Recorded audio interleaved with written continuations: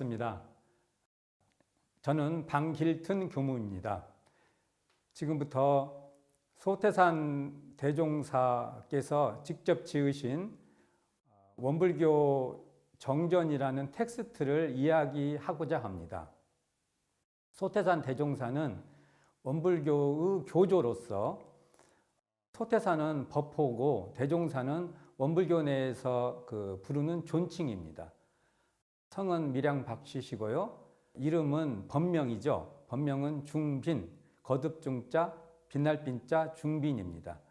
소태산 대종사의 일대 경륜이죠. 당신의 깨달음, 또 하고 싶은 어떠한 의지, 또 이 세상에서 더불어 나누고 싶은 당신의 뜻을 한 군데 다 모아놓은 집대성된 책이 바로 바를정자, 경전정자 해서 정전이라고 부릅니다. 이 정전은 차례가 있습니다. 차례는 세 편으로 되어 있는데요. 총서편, 교의편, 수행편 이렇게 세 부분으로 되어 있습니다. 어찌 보면 이 차례가 바로 정전의 구조가 되는 것이죠. 어떤 형식입니다. 그 형식에는 의도가 있습니다. 이 책을 지으신 분의 하고 싶은 어떤 형태적인 형태미죠.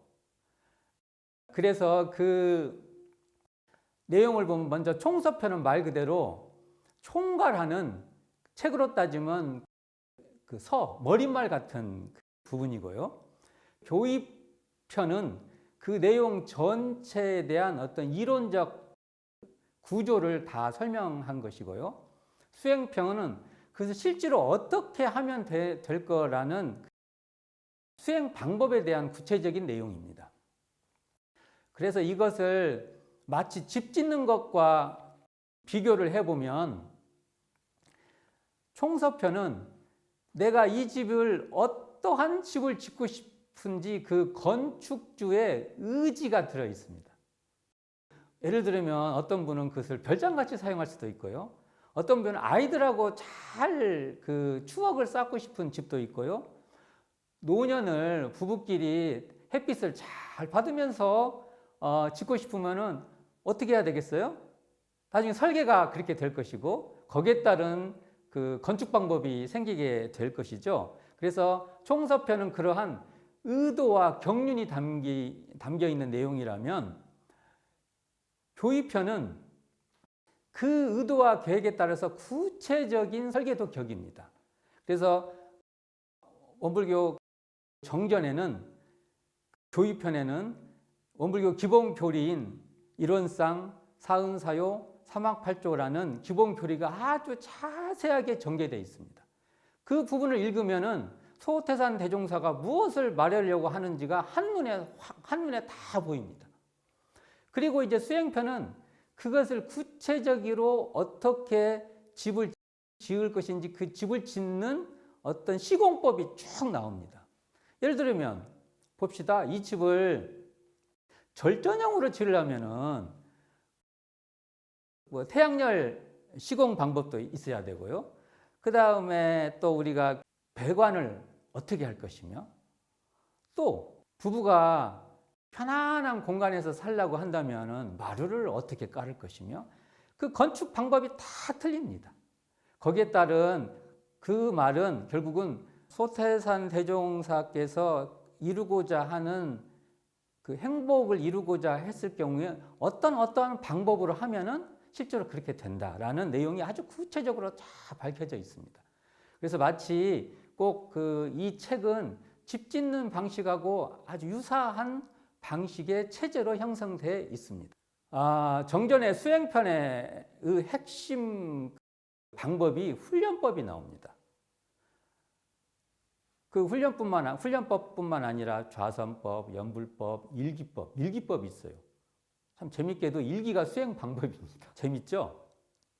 근데 이렇게 하는 이유는 바로 소태산의 차례를 쭉 보면, 소태산의 정전의 차례와 구조를 보면은 그것은 자기 집을 지으라는 겁니다. 소태산 대종사께서 이 정전이라는 책에 편제를 해주신 대로 우리가 그 순서에 따라서 자기 삶에서 자기 집을 한번 지어보면은 소태산과 어찌 보면 마음이 연해지는 그러한 행운도 얻게 되지 않을까라는 감상이 있습니다.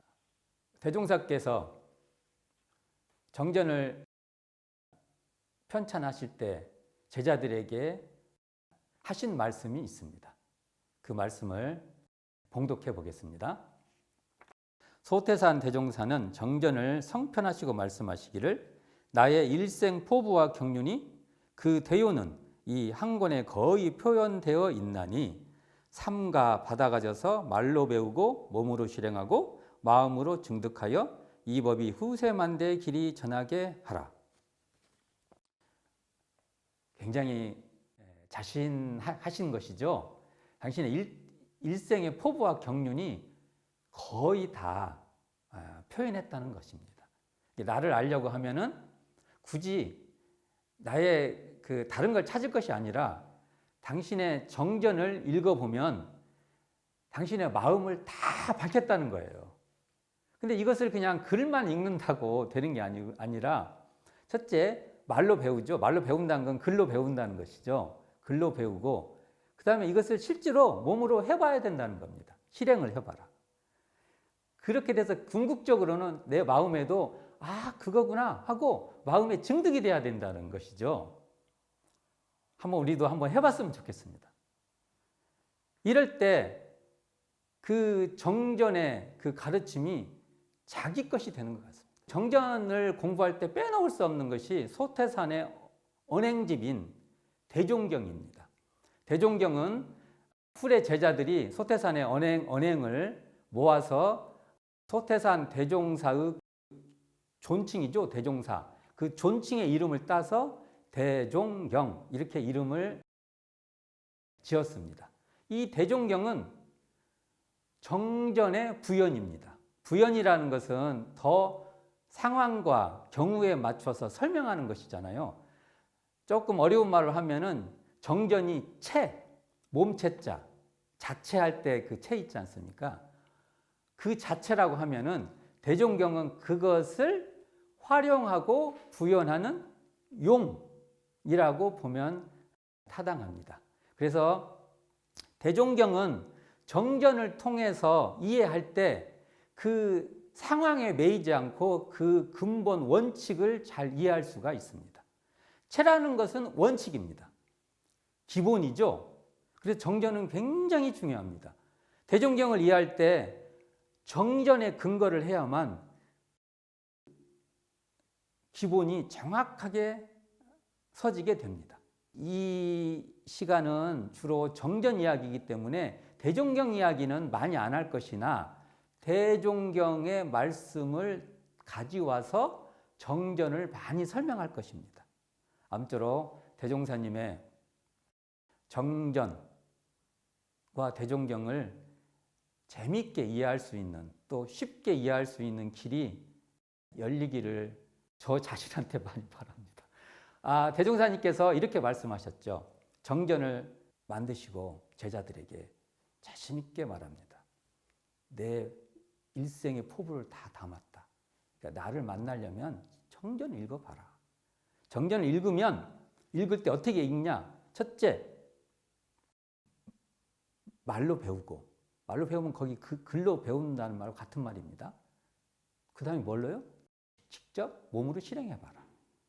그래서 스스로가 마음으로 이거지 하고 마음으로 증득될 수 있는 그 길을 한번 가보라 하고 간곡히 부탁합니다. 우리도 소태산 대종사의 그 부탁을 실현해 볼 수 있는 저희들이 되기를 바랍니다. 감사합니다.